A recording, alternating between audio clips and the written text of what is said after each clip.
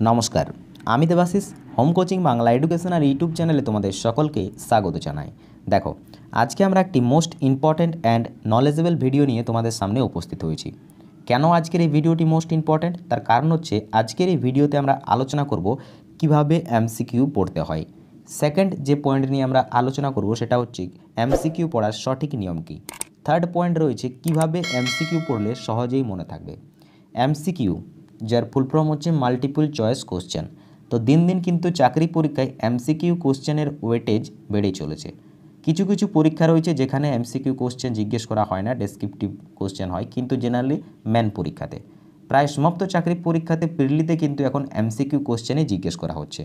এবং দেখা যাচ্ছে ধীরে ধীরে কিন্তু একাডেমিক পরীক্ষাতেও এমসিকিউ কোশ্চেনের ওয়েটেজ বেড়ে যাচ্ছে। সে তুমি মাধ্যমিক বলো বা এইচএস বলো বা কলেজ, সমাপ্ত পরীক্ষায় কিন্তু দেখা যাচ্ছে এমসিকিউ প্রশ্নের ওয়েটেজ বেড়ে চলেছে। ওকে, তো চলো আজকের এই ভিডিওতে আমরা আলোচনা করব এমসিকিউ কীভাবে পড়তে হয়, এমসিকিউ পড়ার সঠিক নিয়ম কী, কীভাবে এমসিকিউ পড়লে সহজেই মনে থাকবে, এবং চতুর্থ point most important, which is best MCQ or descriptive, MCQ পড়া ভালো নাকি বিষয়ভিত্তিক পড়া ভালো। এবং পঞ্চম পয়েন্ট হচ্ছে এমসিকিউ পড়ে চাকরি পরীক্ষা ক্র্যাক করা সম্ভব অথবা অসম্ভব, অর্থাৎ এমসিকিউ পড়ে কি চাকরি পরীক্ষায় সফল হওয়া যায় কি যায় না। আশা করি এই 5টি পয়েন্ট তোমাদের সকলেরই মনে উঠে আসা এক একটি প্রশ্ন। তো এই 5টি প্রশ্ন আমরা খুব ডিটেলসে তোমাদেরকে উইথ এক্সাম্পল বুঝিয়ে দেবো। সো ভিডিওটি স্কিপ করো না, তুমি যে চাকরি পরীক্ষার্থী হও না কেন ভিডিওটি তোমার জন্য মোস্ট ইম্পর্ট্যান্ট। ওকে, কারণ দেখো এমসিকিউ পড়ছো আর এমসিকিউ সম্পর্কে যদি তোমার ধারণা ক্লিয়ার না থাকে তাহলে তুমি ভুল পথে যাচ্ছ নাকি সঠিক পথে সেটা তুমি জাজ করতে পারবে না। সো ভিডিওটি কিন্তু স্কিপ করো না, আবারও বলছি ভিডিওটি শেষ পর্যন্ত কমপ্লিট দেখো। ওকে, তো চলো ভিডিও শুরু করা যাক। দেখো, এই হচ্ছে এমসিকিউ কোশ্চেন। ওকে, পুরো এক্সাম্পল সঙ্গে তোমাদেরকে বুঝিয়ে দেবো। এই হচ্ছে এমসিকিউ কোশ্চেন। কোশ্চেন কী রয়েছে? কোশ্চেন রয়েছে ভারতের সর্বনিম্ন জনঘনত্বপূর্ণ রাজ্য কোনটি। এটাকে জেনারেলি 90% স্টুডেন্ট কীভাবে পড়ে? সঠিক অ্যান্সার টিক করে দেবে অরুণাচল প্রদেশ। ভারতের সর্বনিম্ন জনঘনত্বপূর্ণ রাজ্য হচ্ছে অরুণাচল প্রদেশ। ব্যাস, এখান থেকে স্কিপ করে যাবে নেক্সট কোশ্চেনে। নেক্সট কোশ্চেন কী রয়েছে? কারাকোরাম পর্বতের সর্বোচ্চ শৃঙ্গ কোনটি? এখানে সঠিক অ্যান্সার টিক করে দেবে অপশান সি, গোয়াডউইন অস্টিন, যার অপর নাম হচ্ছে কেটু। ব্যাস, এইভাবে এমসিকিউ কোশ্চেন পড়ে প্রায় 90% স্টুডেন্ট। ওকে, এবার দেখো এই প্রসেসে যদি তুমি এমসিকিউ পড়ে থাকো তাহলে আমি কথা দিচ্ছি তুমি যদি লাগাতার 5 থেকে 6 বছর এইভাবে এমসিকিউ পড়ে যাও না, তাও তোমার মধ্যে জিকের বেস বা জিকের স্ট্রং বা জিকের তুমি কিং হতে পারবে না। কেন? তার কারণ হচ্ছে দেখো, জিকে বলো, জেনারেল নলেজ বা জিএস অর্থাৎ জেনারেল স্টাডিজ, এই জায়গাটা এমন একটা জায়গা, এখানে কিন্তু এক্সাম্পল হিসাবে যদি বলা যায় যে সমুদ্র থেকে যদি তুমি 1 লিটার বা 2 লিটার জল নিয়ে আসো তাহলে সমুদ্রে কোনো ইফেক্ট পড়বে? নিশ্চয়ই কোনো এফেক্ট দেখা যাবে না, কারণ সেখানে অগাধ জল রয়েছে। তো ঠিক সেই রকমই এই জেনারেল স্টাডিজ বা জেনারেল নলেজ হচ্ছে এক অগাধ সমুদ্র। এই সমুদ্রে যখন তুমি পাড়ি দেবে তখন তোমাকেও কিন্তু কী করতে হবে? সেই অ্যাবিলিটি, সমুদ্রকে পাড়ি দেওয়ার অ্যাবিলিটি তৈরি করতে হবে। ওকে, সো সেখান থেকে যদি তুমি 1 লিটার বা 2 লিটার জল নিয়ে যাওয়ার ভাবো যে তুমি কিছু করে দিলে, তাহলে কিন্তু সেটা তোমার ভুল ধারণা যে তুমি কিছু করলে, তুমি কিছু করতে পারোনি। ওকে, চলো এবার মুদ্রা কথাতে আসা যাক। দেখো, এমসিকিউভাবে যদি তুমি পড়ো, ধরে নাও এই যে স্ট্যান্ডার্ডটা বললাম, ঠিক আছে, এইভাবে 90% স্টুডেন্ট এমসিকিউ পড়ে, প্রায় 100টি কোশ্চেন আমি ধরে নিলাম তুমি পার ডে পড়ো, ঠিক আছে। তো যদি তোমাকে প্রিভিয়াস মানে 7 দিন পরে জিজ্ঞেস করা হয় যে ওই 100টি কোশ্চেনের মধ্যে তুমি কতগুলো কোশ্চেনের অ্যান্সার পারবে, তো জেনারেলি, ঠিক আছে, জেনারেলি তুমি মানে অ্যাভারেজ স্টুডেন্টের কথা বলছি, কিছু কিছু স্টুডেন্ট বেশি কম পারবেই, ঠিক আছে, অ্যাভারেজ স্টুডেন্ট প্রায় 20 থেকে 30টি কোশ্চেন পারবে, ঠিক আছে, 7 দিন পরে জিজ্ঞেস করলে। আর আরও 7 দিন পরে যদি জিজ্ঞেস করা হয় 15 দিন পরে, তাহলে কয়টি পারবে? তাহলে মিনিমাম হয়তো দেখবে 10 থেকে 20টি কোশ্চেন পারছে।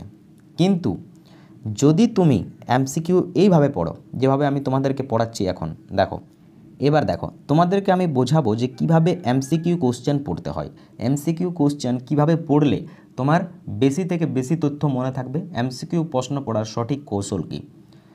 দেখো প্রশ্ন কী রয়েছে? ভারতের সর্বনিম্ন জনঘনত্বপূর্ণ রাজ্য কোনটি? সঠিক answer option C, Arunachal Pradesh. ওকে, এবার যারা কি বলবো ইউনিক স্টাডি করে, যারা মানে অন্যদের থেকে একটু আলাদা স্টাডি করে তারা কিন্তু এখান থেকে কোশ্চেন জিজ্ঞেস করতে শুরু করবে এবার, যে এই 4টা অপশান থেকে আর কি কোশ্চেন হতে পারে, কি কোশ্চেন পরীক্ষায় পরীক্ষক জিজ্ঞেস করতে পারে। তো চলো আমরা রিসার্চ করা শুরু করি। দেখো, প্রধানত পরীক্ষক জিজ্ঞেস করতে পারে অরুণাচল প্রদেশ রাজ্য থেকেই যে অরুণাচল প্রদেশ ভারতের কোন দিকের রাজ্য। তো ভারতের একদম পূর্বতম রাজ্য হচ্ছে অরুণাচল প্রদেশ। ওকে, এটা একটা কোশ্চেন হলো। আর কি কোশ্চেন হয়? কোশ্চেন হয় যে ব্রহ্মপুত্র নদী ভারতের মধ্যে প্রবেশ করেছে কোন রাজ্য দিয়ে? সঠিক অ্যান্সার হয়ে যায় অরুণাচল প্রদেশ। আর কি কোশ্চেন জিজ্ঞেস করে? কোশ্চেন জিজ্ঞেস করে যে পূর্বে নেফা নামে পরিচিত ছিল কোন রাজ্য? ঠিক আছে, north east frontier agency NEFA নামে পরিচিত ছিল কোন রাজ্য? অরুণাচল প্রদেশ। ওকে, আর কি কোশ্চেন জিজ্ঞেস করতে পারে? এইভাবে আমাকে ভেবে ভেবে পড়তে হবে। ঠিক আছে, জাস্ট আমার টপিক হচ্ছে অরুণাচল প্রদেশ। এবার অরুণাচল প্রদেশ রিলেটেড যে কোশ্চেন আমি ভবিষ্যতে মানে পেতে পারি সেই ধরনের কোশ্চেন আমাকে অতীতকে মাথায় রেখে পড়তে হবে, মানে পরীক্ষার আগে পরীক্ষার পরে। ঠিক আছে, আমি কি কোশ্চেন অরুণাচল প্রদেশ রাজ্য থেকে কালেক্ট করেছি সেগুলো আমাকে মাথায় ইমিডিয়েটলি আনতে হবে যখনই আমি অরুণাচল প্রদেশ দেখতে পাবো। ওকে, ঠিক সেইভাবে আমাকে মাথায় আনতে হবে সিকিম থেকে কি কোশ্চেন জিজ্ঞেস করতে পারে। দেখো, প্রধানত সিকিম থেকে কোশ্চেন জিজ্ঞেস করতে পারে যে সিকিম কোন দিকে অবস্থিত? ভারতের উত্তর পূর্বাঞ্চলের রাজ্য হচ্ছে সিকিম। ওকে, সিকিমের রাজধানী হচ্ছে গ্যাংটক। এটা একটা ইম্পর্ট্যান্ট কোশ্চেন। আর কি কোশ্চেন জিজ্ঞেস করে? পৃথিবীর দ্বিতীয় সর্বোচ্চ শিখর কোথায় অবস্থিত? বলো, এই কোথায় অবস্থিত দ্বিতীয় সর্বোচ্চ শিখর? ঠিক আছে, দ্বিতীয় সর্বোচ্চ শিখর নয়, তৃতীয় সর্বোচ্চ শিখর হবে। একটু আমার এদিক ওদিক হয়ে গেছিলো তথ্যটা। ঠিক আছে, পৃথিবীর তৃতীয় সর্বোচ্চ শিখর কোথায় অবস্থিত? এই সিকিমের মধ্যে অবস্থিত, অর্থাৎ কাঞ্চনজঙ্ঘা। ঠিক আছে, কাঞ্চনজঙ্ঘা হচ্ছে পৃথিবীর তৃতীয় সর্বোচ্চ শিখর। সেটা কোথায় অবস্থিত? সিকিমের মধ্যেই অবস্থিত।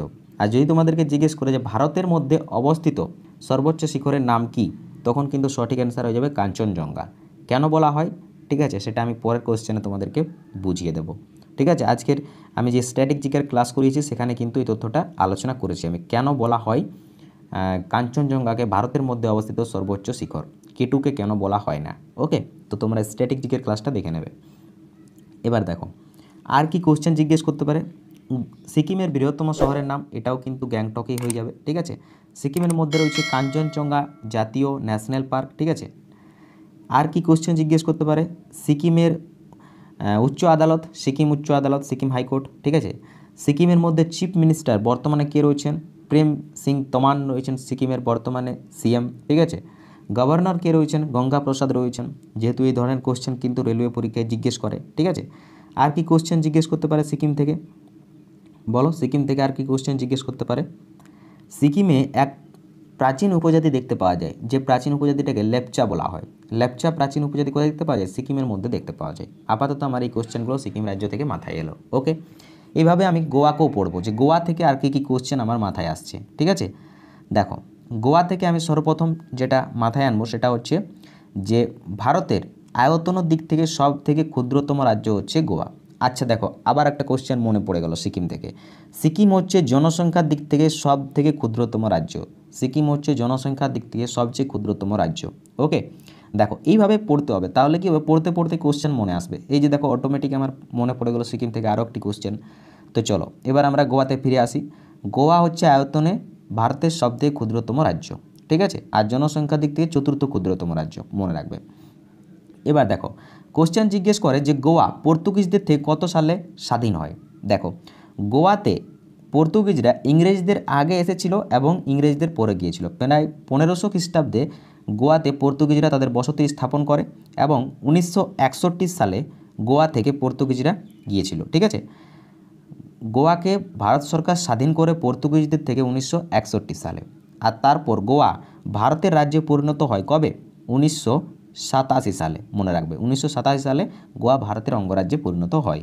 ওকে, এবার দেখো আর কি কোশ্চেন জিজ্ঞেস করতে পারে। ঠিক আছে, গোয়া থেকে যেমনটা রেলওয়েতে জিজ্ঞেস করে, গোয়ার মুখ্যমন্ত্রী কে রয়েছেন? প্রমোদ সাওয়ান্ত রয়েছেন।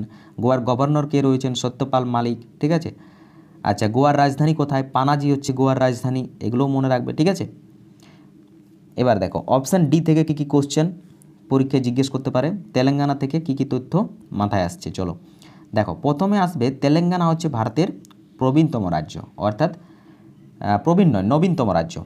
ঠিক আছে, একটু এদিক ওদিক হয়ে গেল, প্লিজ অ্যাডজাস্ট করে নেবে। ঠিক আছে, তেলেঙ্গানা হচ্ছে ভারতের নবীনতম রাজ্য, সব থেকে নতুন রাজ্য হচ্ছে তেলেঙ্গানা, লেটেস্ট এডিশন রাজ্যের। ঠিক আছে, দেখো তেলেঙ্গানা রাজ্য কোন রাজ্য থেকে পৃথক হয়েছে?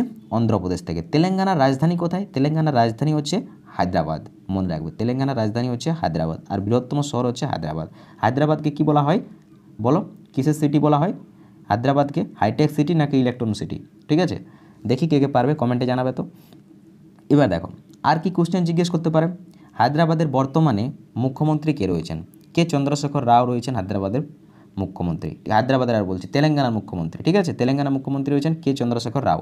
তেলেঙ্গানার রাজ্যপাল কে রয়েছেন? তামিলিসাই সৌন্দররাজন রয়েছেন তেলেঙ্গানার গভর্নর। ওকে, তেলেঙ্গানাতে নবীনতম হাইকোর্টও রয়েছে।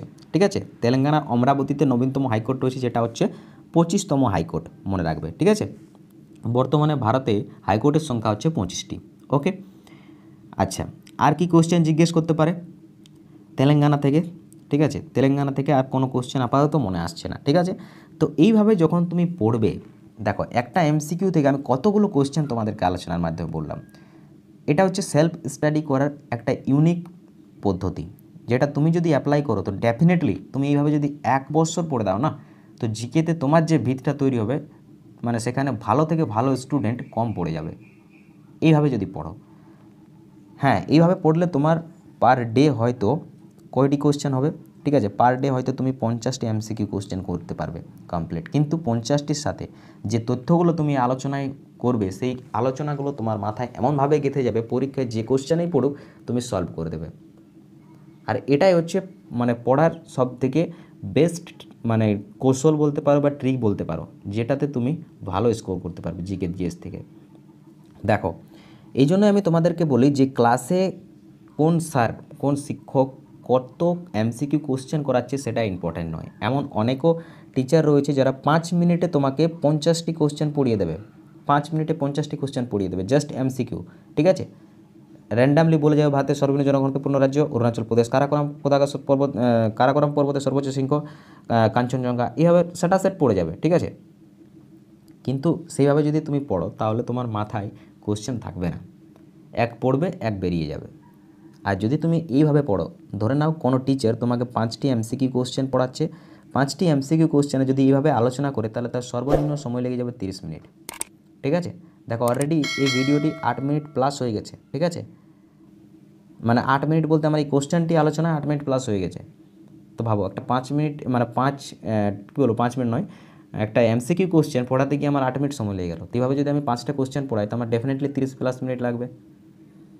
ঠিক আছে, তোমরা হয়তো অনেকেই বোরিং হয়ে যাবে যে এতগুলো, কিন্তু যাদের মনে পড়াশোনার খিদা রয়েছে, যারা নিজেকে কিং তৈরি করতে চায়, কিং, ঠিক আছে, জিকের কিং তৈরি করতে চায়, তারা ডেফিনেটলি বলবে যে না, পড়ানোর মধ্যে আমি কিছুটা শিখছি, এই পড়াটা আমার কাজে লাগবে। তো এইভাবে তোমাকে পড়তে হবে বস। ঠিক আছে, এমসিকিউ পড়বে এইভাবে পড়বে, ডিটেলসে পড়বে, যে শিক্ষকের কাছেই পড়ো বা তুমি সেলফ স্টাডি করো, তোমাকে এমসিকিউ পড়তে হবে এইভাবে। ঠিক আছে, যেন তুমি নিজে কোশ্চেন তৈরি করতে পারো। যখন তুমি প্রশ্ন থেকে নিজে কোশ্চেন তৈরি করতে পারবে তখন জানবে যে তোমার জিকেতে ভিত তৈরি হয়েছে। আর যদি কোনো শিক্ষক জাস্ট তোমাকে কোশ্চেন আর অ্যান্সার বলে যাচ্ছে, কোশ্চেন আর অ্যান্সার বলে যাচ্ছে, তুমিও শুনে যাচ্ছ, তো সেখানে দেখবে তুমি 100টি কোশ্চেনে তোমার মাথায় থাকবে জাস্ট 20 থেকে 30টি কোশ্চেন। ঠিক আছে, বাকি কোশ্চেনগুলো তোমার মাথার উপর দিয়ে গেছে, তুমি শুনেছো বার হয়ে গেছে, এক কানে শুনেছো বার হয়ে গেছে।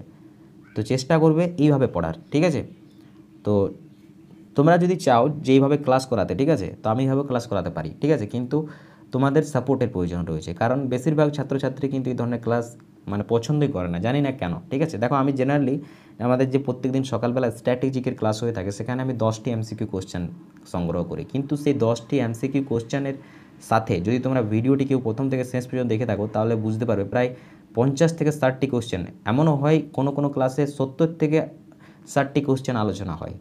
পাবো 10টি এমসিকিউতে 70টি কোশ্চেন আলোচনা হচ্ছে। আর ওইভাবে আলোচনার মাধ্যমে যখন পড়বে না তখন তোমার মধ্যে কিন্তু মনে রাখার যে একটা মানে কি বলবো ক্ষমতা, সেটা বেড়ে যাবে। দেখো আমাদের মাইন্ড কেন মানে কোনো কিছু যখন ক্যাপচার করে তখন দেখবে তখন সেই জিনিসটাকে সে ক্যাপচার করে যখন যেটাতে মেমোরি রয়েছে। যেটা আমরা আলোচনার মাধ্যমে মনে রাখি সেটা কখনোই আমরা একবার রিডিং পড়ে মনে রাখতে পারি না। পড়াশোনা বলো বা আলাদা কিছু বলো, দেখো আমাদের মাইন্ড সেই সমস্ত মেমোরিকে ক্যাপচার করে রাখে যে মেমোরিগুলো মেমোরেবল, ঠিক আছে, অর্থাৎ যে স্মৃতিগুলো আমাদের মানে কি বলবো, যে স্মৃতিগুলো আমাদের ছাপ ছেড়েছে। তো তখনই ছাপ ছাড়বে যখন তুমি যে কোনো জিনিসে আলোচনা করবে, ঠিক আছে। যদি তোমার সামনে দিয়ে কোনো একটা মানুষ মানে দুম করে পেরিয়ে যায়, তুমি তাকে হয়তো চিনতে পারবে না বা তোমার কোনো ছাপ ছাড়বে না, কিন্তু কোনো একটা মানুষ তোমার মধ্য দিয়ে পেরিয়ে যাচ্ছে, সে একটা অদ্ভুত কিছু করে যাচ্ছে যেটা তুমি এর আগে কোনো মানুষের মধ্যে দেখোনি, তাহলে ডেফিনেটলি তোমার মধ্যে কিন্তু সেই মানুষটির ছাপ ছেড়ে যাবে। এক্সাম্পল হিসাবে ধরে নাও, একটি মানুষ তোমার মধ্যে দিয়ে পার হয়ে যাচ্ছে, সে দেখা যাচ্ছে যে সে কি বলবো, সে এমন কিছু করছে মানে ম্যাজিক্যালি কিছু দেখাচ্ছে যেটা তুমি অন্য কারোর মধ্যে দেখোনি। সে হয়তো দেখা যাচ্ছে যে সবাই জেনারেলি মানে কি বলবো, চলাফেরা করতে করতে কি করে, বেশিরভাগ ফোন ঘাটাঘাটি এসব করে, সে চলার সাথে সাথে পড়াশোনা করে যাচ্ছে, ঠিক আছে। তোমার পাশ দিয়ে পার হয়ে গেল, তার হাতে একটা বই রয়েছে, সে জোর গলায় পড়াশোনা করে যাচ্ছে, ঠিক আছে, পড়াশোনা করে যাচ্ছে। তোমার মনে সেই মানুষটির ছাপ ছেড়ে যাবে। তুমি এসেই তোমার বাড়ির লোকের সামনে বা তোমার বন্ধুবান্ধবদের সামনে আলোচনা করবে যে আরে বস, একটা আজকে আমি লোক দেখলাম পথ দিয়ে আমার সামনে দিয়ে যাচ্ছিল, সে বই পড়ে যাচ্ছিল, তারপর আবার ফুর জোর গোলাতে। তো এই জিনিসটা তোমার মধ্যে লাইফ টাইম মনে থাকবে, ঠিক আছে। কেন থাকবে? তার কারণ তুমি এক্সেপশনাল কিছু দেখলে। আর যদি তুমি তোমার মধ্যে দিয়ে দেখবে যে একটা মোবাইল লেডি একটা ছেলে পার হয়ে যাচ্ছে, একটা মানুষ পার হয়ে যাচ্ছে, তোমার মনে থাকবে না, কারণ সেটা এক্সেপশনাল কিছু নয়, সেটা সবার মধ্যেই তুমি দেখতে পাও। তো সবার মধ্যে যেটা দেখতে পাও সেটা কখনোই তোমার মাইন্ড ক্যাপচার করবে না। তো সেরকমই পড়াশোনাটাও, ঠিক আছে। যখনই তুমি আলোচনায় পড়বে, ইউনিক স্টাডি করবে, তখন সেটা তোমার মাথায় থাকবে। তো চেষ্টা করো ইউনিক স্টাডি করার, ওকে। আর সর্বশেষ আশা করি এখান থেকে যে পয়েন্টগুলো রয়েছে, 5টি পয়েন্টই তোমাদের আলোচনা হয়ে গেল, ঠিক আছে।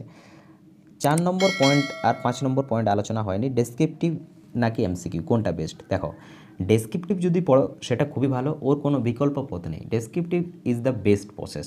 বাট যদি তুমি ডেসক্রিপটিভ না পড়তে পারো, তো এমসিকিউ এভাবে পড়লেও কিন্তু ডেসক্রিপটিভের মতো পড়াশোনা হয়ে যাবে। কিন্তু তার আগে যদি তোমার ডেসক্রিপটিভ পড়া থাকে, তাহলে তুমি এইভাবে আরও বেশি পড়তে পারবে বা পড়ার ইন্টারেস্ট জাগবে, ওকে। তো আগে চেষ্টা করবে ডেসক্রিপটিভ পড়াশোনা করার, ওকে। এবার 5ম পয়েন্টে আসছি, এমসিকিউ পড়ে চাকরি পরীক্ষা ক্র্যাক করা সম্ভব কি অসম্ভব। দেখো, চাকরি পরীক্ষা ক্র্যাক করা সম্ভব কি অসম্ভব সেটা সম্পূর্ণ তোমার উপর ডিপেন্ড করছে। এমনও হতে পারে, ঠিক আছে, সে বলে না ভাগ্য প্লাস চেষ্টা সমান ফল।